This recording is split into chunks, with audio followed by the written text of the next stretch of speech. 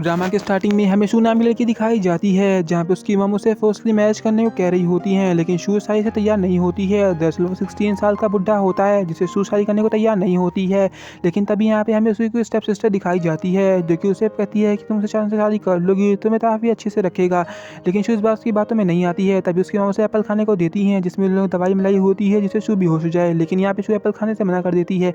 इधर भी शू की स्टेप मदर उसे कहती हैं कि तुम्हारे डैड के मरने के बाद तुम्हारे स्टेप मदर ने तुम्हारा काफ़ी ख्याल रखा है, क्या तुम मेरे लिए इतना भी नहीं कर सकती। लेकिन शू कहती है शादी करने की कि कुछ ज़्यादा ही बड़ी बात कह रही हैं आप। लेकिन शू की मम कहती हैं कि तुम्हारी दादी का इलाज करने के लिए हमें पैसे की काफ़ी ज़्यादा ज़रूरत है और तुम्हारी कंपनी में इतने पैसे नहीं है कि हम तुम्हारी दादी का इलाज भी कर सकें, और हमारी कंपनी भी कितने घाटे में जा रही है। अगर तुम इससे दूसरे शादी कर लोगी तो तुम्हें काफ़ी तरह पैसे भी देंगे, हमारी कंपनी में वैसे भी इन्वेस्ट कर देंगे, जिससे हमारी कंपनी हरी भरी हो जाएगी और हमारी दादी का इलाज भी हो जाएगा। लेकिन शू समझ जाती है कि सब उसे ब्लैकमेल करने के लिए किया जा रहा है, लेकिन शू मानने को तैयार नहीं होती है। जिसके बाद शू की स्टेप सिस्टर उसे फोर्सली इंजेक्शन कर देती है, मतलब कि उसे कुछ दवाई सुंघा देती है जिससे शू बेहोश हो जाती है। अब इसी के बाद वो मिस्टर जू को उसे जाके बेच देते हैं। तभी हमें मिस्टर जू दिखाई जाते हैं जो कि शू के पास आ रहे होते हैं। लेकिन शू ने की आंखें खुलने के बाद शू काफ़ी ज़्यादा तेज चिल्लाती है और उसे लात मार के वहाँ से भगाती कहती है आप कौन। जहाँ पे वो कहते हैं मिस्टर जैन, जो कि तुमसे शादी करने वाला हूँ और मैं तुम्हारा हस्बैंड हूँ, जिस वजह से तुम अपने पास आने दो। लेकिन शू उसे लात मार के चिल्लाती है, वहाँ से भाग जाती है। इधर भी मिस्टर जैन दिखाई जाते हैं जो अपने गार्ड से उसका पीछा करने को कहते हैं। यहाँ पे हमें यंग नाम का मेन लीडर दिखाया जाता है जो कि अपनी ब्राइड से शादी करने जा रहा होता है। लेकिन जैसे ही उसके घर पे पहुँचता है उसके फादर कहते हैं कि ब्राइड यहाँ से जा चुकी है कहीं काम पे, जो कि अब्रॉड जा चुकी है, जिस वजह से यंग को काफ़ी ज़्यादा गुस्सा आता है। वो ब्राइड से बातें करता है और कहता है तुम यहाँ पे मुझे बिना बताए कैसे चली गई। जहाँ पे कहती है मुझे काफ़ी ज़रूरी काम आ गया था जिस वजह से मैं बाहर चली गई हूँ और अब मैं लौट के आऊँगी तो तुमसे शादी कर लूँगी। जहाँ पे मिस्टर यंग उसे मना कर देते हैं, कहते हैं आप शादी करने की कोई ज़रूरत नहीं है, हम लोग के बीच जो कॉन्ट्रैक्ट हुआ था वो भी कॉन्ट्रैक्ट मैं कैंसिल कर रहा हूँ, आप जितने भी गेस्ट होंगे उनको मैं समझा दूंगा। जहाँ पे यंग काफ़ी ज़्यादा गुस्से में रहते हैं। तभी हमें शू दिखाई जाती है जो कि मिस्टर जैन से बच के भाग रही होती है। तभी शू यंग की गाड़ी के सामने आ जाती है, जिसके बाद उनका ड्राइवर निकल के कहता है सर ये कौन इंसान है जो कि हमारी गाड़ी के सामने आ गया है। जैसे ही यंग यहाँ बाहर निकल के देखता है वो शू होती है जो कि उसकी गाड़ी के सामने आके आगे बढ़ने का नाटक ही कर रही होती है। तभी यहाँ पे यंग देखता है उसकी बॉडी पे बर्ग मार्क होता है। ये वही बर्ग मार्क होता है जो कि चाइल्डहुड फ्रेंड में उसके दोस्त के पास होता है। ये वही दोस्त ही जिसने लोगों से बुली करने से बचाया हुआ होता है, मतलब काफ़ी अच्छी दोस्त होती है। अब यहाँ पे शू को इतना कंफर्म नहीं होता है कि वह लड़की है, जिस वजह से बात को उस समय छेड़ता नहीं है। तभी हमें शू दिखाई जाती है जो कि उससे बच के वहाँ से भाग रही होती है और कहती है कोई बात नहीं मैं यहाँ पे ठीक हूँ, मैं जा रही हूँ। तभी हमें मिस्टर जू दिखाई जाते हैं जो कि शू का पीछा करने काफ़ी करीब पहुँच चुके होते हैं। तभी शू कहती है तुम मुझे हॉस्पिटल छोड़ देना, मेरी बीमारी हो चुकी है, और उसकी गाड़ी में बैठ जाती है। तभी शू नाटक करने लगती है कि उसे काफ़ी ज़्यादा चोट आई हुई है। मिस्टर जैन समझ जाते हैं और कहते हैं कि मैं जान रहा तुम नाटक कर रही हो, तो नाटक करने की कोई ज़रूरत नहीं है। अब शू को काफ़ी ज़्यादा शर्म आती है क्योंकि उसे पता चल चुका था कि मिस्टर जैन जान चुके हैं कि वो नाटक कर रही है। इस वजह से मिस्टर जैन कहते हैं कोई बात नहीं। तभी हमें उनका ड्राइवर दिखाया जाता है जो कि कहता है सर मैं जान रहा था ये सब लड़कियां ऐसे ही होती हैं जो कि पैसे के लिए सब काम करती हैं। लेकिन यहाँ पे मिस्टर यंग उसे मना कर देते हैं कि ऐसा उसे ना बोलो। तभी यहाँ पे शू कहती है कोई बात नहीं, तुम शादी करने जा रहे हो शादी करने जाओ, मुझे तुमने यहाँ तक छोड़ दिया है काफ़ी अच्छी बात है, और कहती है तुम गाड़ी रोक सकते हो। तभी यहाँ पे मिस्टर यंग कहते हैं कि मेरी ब्राइड यहाँ से भाग गई है, अगर तुम ब्राइड के ड्रेस में हो तुम मुझसे शादी कर सकती हो। लेकिन शू कहती है मैं तुमसे शादी क्यों कर लूँ, तुम एक अजनबी इंसान हो, अजनबी इंसान पर कैसे भरोसा कर सकती हूँ। मिस्टर यंग कहते हैं कि मैं काफ़ी अच्छा इंसान हूँ, पैसे में वेल्थ में भी काफ़ी अच्छा हूँ, और मैं तुम्हें सही में तुम्हारा ख्याल रखूँगा, तुम मेरी हेल्प करोगी तो मैं तुम्हें पैसों से भी काफ़ी मदद करूँगा। जहाँ पे शू का मन तो मन मानता नहीं है, लेकिन वो उसे हाँ कह देती है क्योंकि उसे दिखने में काफ़ी अच्छा इंसान लग रहा होता है, जिस वजह से शू उसे हाँ कह देती है। अब यहाँ पे शू वहाँ पे ब्राइड के रूम में पहुँच जाती है, जिसके बाद हमें उसका एक्स बॉयफ्रेंड दिखाया जाता है जो कि शू को देखने के बाद समझ जाता है कि ये वही शू है जो कि उसकी पहले गर्लफ्रेंड हुआ करती थी। जिसके बाद उसका बॉयफ्रेंड कहता है अरे शू तुम यहाँ पे क्या कर रही हो, तुम्हें तो मिस्टर जू के पास होना चाहिए। दरअसल लोगों ने ये अफवाह तुम्हारी फैला चुकी है कि तुम मिस्टर जू से शादी कर रही हो अपनी ग्रैंड माँ के इलाज के लिए, जो कि तुम्हें काफ़ी ज़्यादा पैसे देंगे। लेकिन शू से थप्पड़ खींच के मार दी है कि तुम जैसा मतलबी इंसान जो किसी पैसों के पीछे अपने मतलब के पीछे रहता है उससे मेरा रिश्ता तोड़ चुका है। यहाँ पे शू का बॉयफ्रेंड कहता है ऐसी कोई बात नहीं है, मैं तुम्हारी बहन से शादी कर रहा हूँ जो कि मिस्टर जू को पैसा इन्वेस्ट करने के बाद वहाँ का प्रेसिडेंट बन जाएगा। अब जिस कंपनी का प्रेसिडेंट बन जाऊँगा तो मैं तुमसे तुम्हारी बहन को तलाक दे दूँगा और तुमसे शादी कर लूँगा, जिससे हम लोग की काफ़ी अच्छी ज़िंदगी हो जाएगी।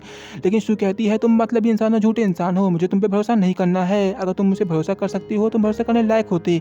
लेकिन यहाँ पे विजयन कहता है कि ऐसी कोई बात नहीं है, मैं तुम्हारे पैसों से भी मदद कर सकता हूँ। जिसके बाद शू कहती है कि मेरी ग्रैंड माँ का इलाज करने के लिए $1 मिलियन चाहिए, तुम्हारे पास है क्या। जहाँ पे उसका बॉयफ्रेंड कहता है फिलहाल तो नहीं है लेकिन मैं अरेंज कर दूंगा। जहाँ पे शू जान रही होती है कि धोखा बोल रहा है, झूठ बोल रहा है, इसी उसे टाइम पास करने के लिए इन्वेस्ट कर रहा है।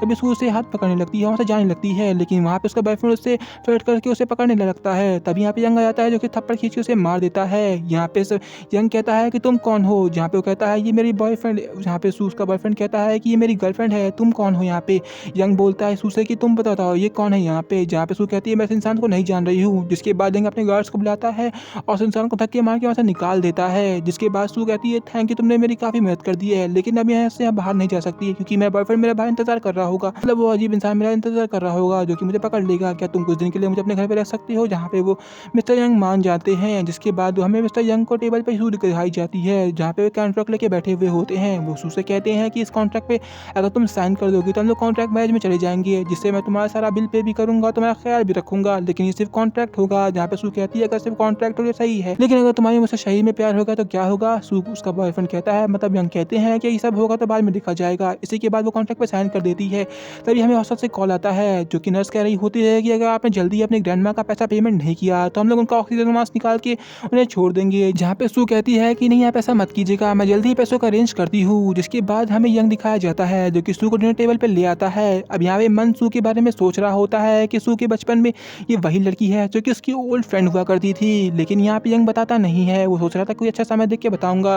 वहीं दूसरी जगह सू के दिमाग में ये चल रहा होता है कि इस इंसान ने मुझसे शादी क्यों की है, ये तो दिखने में भी इतनी अच्छी लड़की नहीं है और ना इतनी वर्कल हॉल वूमेंट है। जिसके बाद यंग उसे कहता है कि ऐसी कोई बात नहीं थी, ये सिर्फ मौके थे जिससे वो उसे शादी कर लिया है। यहाँ पे सू कहती है कि वो उसके लिए बिल्कुल भी अच्छी नहीं है, वो तो यूजलेस लड़की है, लेकिन बाद में मन में सोचने लगती है कोई बात नहीं, मैं अपनी ग्रैंड माँ के लिए पैसे खुद इकट्ठा करूंगी। जिसके बाद वो एक बार में चली जाती है काम करने के लिए, जहाँ पे वो लड़की उसे कहती है कि वो ड्रेस पहन किया हो, बॉस को ड्रेस काफ़ी अच्छे लगते हैं, लेकिन सू को काफ़ी ज़्यादा अजीब लगता है। वो कहती है ऐसी जगह पे तो मुझे नहीं रहना चाहिए, वहाँ से जा रही होती है, लेकिन वो लड़की उसे फोर्सली कहती है कि उससे यहाँ पे काम करना ही पड़ेगा और ज़बरदस्ती रूम में धकेल देती है। लेकिन तभी यहाँ पे हमें मिस्टर जू दिखाए जाते हैं जो कि सू को देख के काफ़ी ज़्यादा खुश हो जाते हैं, समझ जाते हैं कि ये वही लड़की है जिससे मेरी शादी होने वाली है। वो सू को पकड़ने वाले होते हैं। तभी यहाँ पे मिस्टर यंग आ जाते हैं जो कि अपनी बॉडीगार्ड से लेके जहन को थप्पड़ मारते हैं, मतलब जू को थप्पड़ मारते हैं।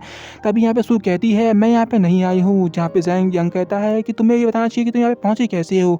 तभी यहाँ पे सू कहती है अगर तुम मेरी बात का यकीन करो तो मैं बता दूँ मैं ज़बरदस्ती यहाँ पे लाई गई हूँ, तो ऐसा मुझे पैसों की ज़रूरत होती है जिस वजह से मैं यहाँ पे काम कर रही हूँ।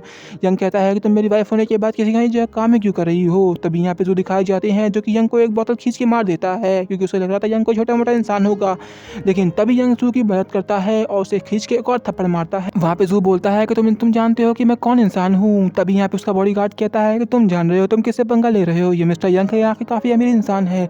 तभी कहता है सर मिस्टर यंग आप ही हैं, आपसे काफ़ी बड़ी गलती हो गई, मुझसे काफ़ी बड़ी गलती हो गई, मुझे माफ़ कर दीजिए।